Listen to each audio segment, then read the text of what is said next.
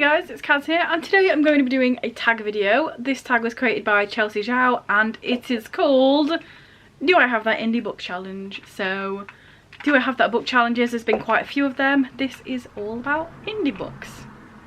So let's just jump into it. So question one is, do I have an indie book with water on the cover? And for that one I'm going with Fjord Blue by Nina Rossing. As you can see, all the water. This is set in Norway. The fjords, the water.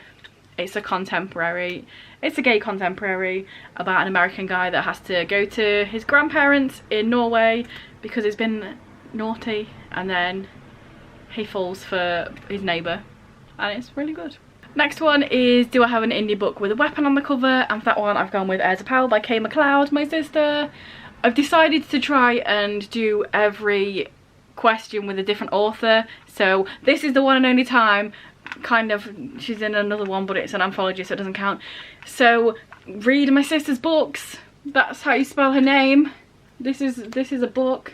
So yeah, this is book one of the Constellation Saga, and it is a fantasy about a bunch of people that have really cool powers, and it's really good.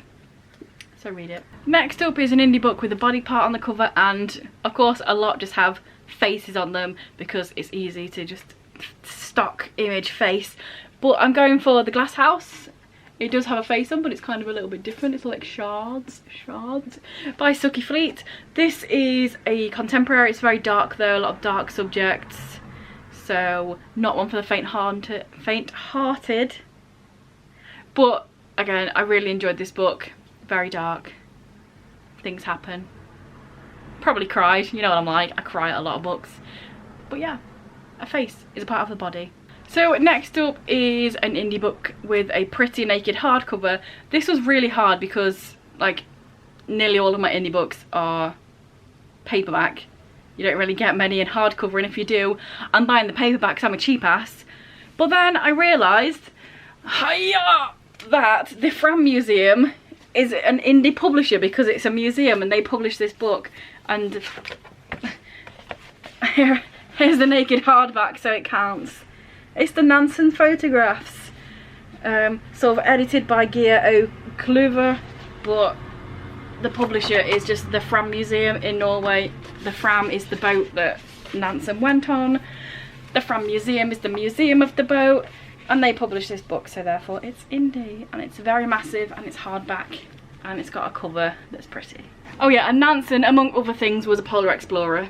If you're new here and you don't know my obsession with polar exploration, that's who he is, that's who he was. Among other things, he won like a Nobel Peace Prize, and he did loads of stuff helping refugees. He was also a scientist, and he discovered like scientisty stuff. He was a good lad. Next up is a book you bought just for the cover, and for that one I'm going with Stag's Run. This whole series really, but I've gone for the first book because that's what got me into it.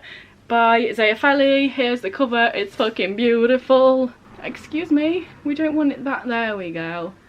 Look how pretty it is. And Zaya Feli also does all of the covers herself and writes the books herself. How talented. This one caught my attention on Kindle and it was free, so I read it, and the second book was free on Kindle and I read it, so then I bought all three in physical because they're good and they're pretty and they're really good and they're pretty and they're all the stuff. It's like low fantasy about a bastard prince who was wrongly accused of killing the king and the other prince, and then he's on the run with this other guy, and then it's also slow burn romance. Zaya Feli, queen of slow burn romance, just throwing it out there. Next up is an indie book that I can read on Kindle Unlimited. I mean, technically the one I just showed you can, I think it's just free on Kindle just in general, but for the Kindle Unlimited one I'm going with Hotel Volume 1, but I believe Volume 1 and 2 is on there. It was when I read them. This is a graphic novel, and I thought I'd go with this. You know, it's nearly October, the spooky vibes, they're coming out. And this one is a graphic novel, and it's 4 stories. Just talking about the first volume, there's like 4 more in the second. All taking place in this motel, even though it's called hotel. Motel are the little ones that just live in places. And it's all weird and creepy and horror, but then they also all intermingle. Like, you'll see stuff in the background of one of the stories, and then in the next story you will find out what's happening to that character, and like they all come together, and it's weird and creepy and good. And Halloween, so check it out if you've got Kindle Unlimited, I guess. Next up we have originally read as an ebook but then had to buy a physical copy, and again I could have used Stag's Run for that whole series, but obviously I'm not going to use it again. I'm going with Elephant Shoe by J.S. Edge. So this one, the author, sorry there's a bit of cat hair in the floating in the sky. For this one, the author sent me an e-copy to review, and I love the book so much that I had to buy a physical copy, and I've shouted about this book so much. I know that I definitely made many people pick this book up because of me just raving about it, and then they all liked the book. So yeah, it's a good time. It's a contemporary, it's a gay contemporary, it's really good. There's disability rep in here, the main character's love interest, and it's just really good. So yeah, maybe I'll have to reread it soon again because it's really good. Angst. Just throwing it out there as well. Angst. Many angst. Yes. Next up is an indie book you think should have more readers. And for this one, I've gone with Spinner by Michael J. Bowler. Again, this one, the author sent me an e-copy. I bought a physical copy because I really enjoyed it, so it could have been done for that one. But this is really good. Again, talking about the spooky vibes, October's coming up. This is like creepy, horror-y, thrillery. There's like weird stuff going on, people are dying, there's this weird cat creature that's big and always there, and like creepy musical box stuff going on. And then also the main character is in a wheelchair and has like healing properties. He can take people's pain off them, like physical and emotional, and it's just really good. And all of his friends, all the characters are like the special ed class, are all him and his main group, and it's just really good. And oh my days, the author sent me the second book of this a while ago on ebook, and I totally forgot, and I really should read it. I should probably reread this first. I forgot that existed. Thanks, this tag. Yeah, I need to read that. We're about halfway through, so let's head on over to a message from one of the Sponnies, and then I'll be back with the rest of the books, the rest of the recommendations, the rest of the indiness. Those words were hard to get out. Have you even moved from there since yesterday? You lazy boy.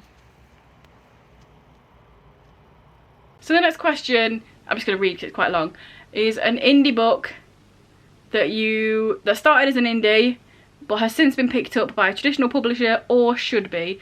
So this one I'm sort of like mingling like the has been picked up and should be together, because I'm talking about a TJ Klune book. So TJ Klune was an indie author that released loads of books, and then I believe it was House in the Cerulean Sea was the first book that got picked up by a traditional publisher, I want to say. Let me just hold that up just for something to hold up. Where is it? Oh my days, I've moved all my books around everywhere. I haven't got a clue where anything is. This one, The House in the Cerulean Sea. And yeah, so he is a traditional publisher now, but the book I'm talking about is How to Be a Normal Person by TJ Klune. And I read this quite a while ago on my Kindle, and I really want it to be picked up from a traditional publisher because first of all, it was really good and I really enjoyed it. Second of all, it's like super stupidly expensive to buy physical form, and I really want to own the book. So if a publisher picks it up, they will re-release it, it will be cheaper, I can own it. It's really good, read it. It's just like, it's about this guy and he's just really awkward and he's trying to like be a normal person, and then his love interest is this asexual hippie guy, and it's just, he's just lovely and it's really cute and fun, and yeah. Publish it please, traditional pubs, so I can get myself a physical copy that's not like £1 billion. So the next one is an indie book that was released this year, and for that one I'm going with Tales of the Magic Weavers, a guild fantasy anthology. I don't know why that was so hard to get out.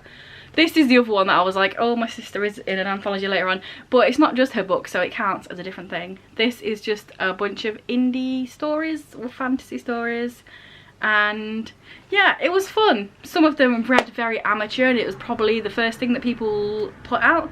Some of them were really good, and my sister's was fucking perfect and fantastic and amazing, and was the opening and like so good. Not even just saying that, it was like so good. But yeah, I had to pick this one, so I'm trying not to pick the same authors twice, but I had to pick this one because off the top of my head it's the only indie book that I've got this year, so, or that was published this year I mean, so not my fault. Next is an indie book outside your usual genre, and for this one I've gone with The Taste of Cashews by Will Hartzell Baird, and this one is like a satirical sci-fi weird and wacky and fun book, which is not really something that I lean towards. Like, I own The Hitchhiker's Guide to the Galaxy, but I haven't read it yet, and I've had it for so long and I really should read it.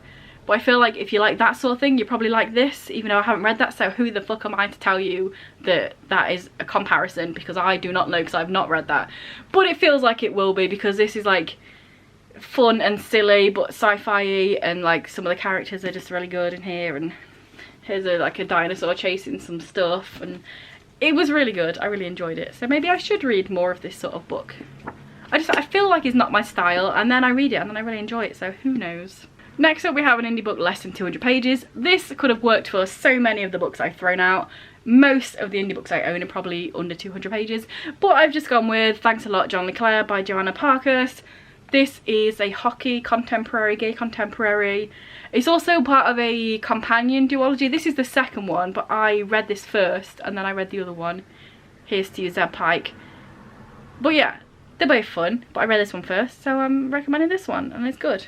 If you like hockey and contemporary stuff, maybe you'll enjoy this. Next up we have an indie comic or graphic novel, and I'm going with Long Gone Dawn by the Etherington brothers, and I'm going for this one because I got this at a Comic-Con, and like here's a picture that the artist did, and here's the signatures saying thanks for picking this up. And yeah, it was like personalised, so obviously I had to go with this one. It was really cool because I was just walking around the Comic-Con, and then I just started chatting to them, and they were just so like personable and nice to talk to that it made me buy the book. So they were very good at marketing, and yeah, this is just a fun one. Let me just show you the artwork as well, because it's a comic, so you have to. Here you go, it's a fun time. There you go. Next up is an indie book that you've reviewed, and again, for like the 10th time, I could have picked like any of these books because I've read them all, so I've definitely reviewed them on here, but also like a lot to most of them I've reviewed on like Goodreads, Amazon and the such. But I'm going with The Knights of Soil by Justin Cruz because I am literally the only person who has rated this. I read it quite a few years ago. I got it on a Goodreads giveaway back in the day when they actually did it in England, not just in America. Like, that shows you how long ago I read this, because it's been a while since Goodreads gave us anything. But yeah, I won this in a Goodreads giveaway, and like on Goodreads and on Amazon, I am the only person who has rated and reviewed it, so it's a book I've rated for definitely, it's a book I've reviewed for definitely, but only me. And yeah, I enjoyed this one. It wasn't the best thing in the world I've ever read. It took me a few chapters to get into it, but after a while I enjoyed it. I liked the characters, I liked what was happening. It's like a fantasy, the people, the fighting the other people. And it was cool because it showed you like perspectives from like the good guys and the bad guys, which we always love. Makes it a bit more fun. Makes it a bit more intriguing rather than just like the baddies are so bad. You get to see from both sides. So yeah, boom, a book I've reviewed. And then last but not least, it is the next indie book on your TBR. So this one, it took me a long ass while, and in the end I've just like pulled one out of my arse. I have no idea if I'm going to read this next or not. But yeah, I own quite a few that I haven't read yet. I could have picked any, but I've just gone with That Witch by Zoe Lynn because I've mentioned it a few times in this video. October coming up.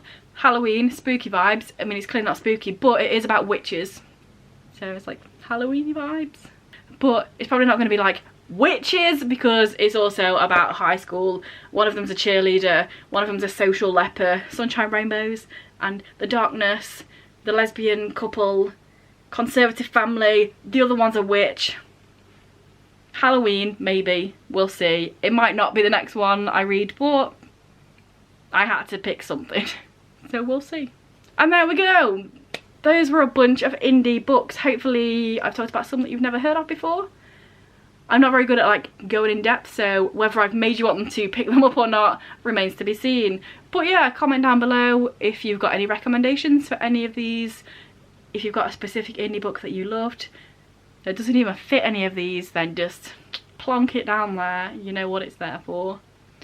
And yeah, do all the stuff if you want, but also don't if you don't want. You like, comment, subscribe, all that bollocks.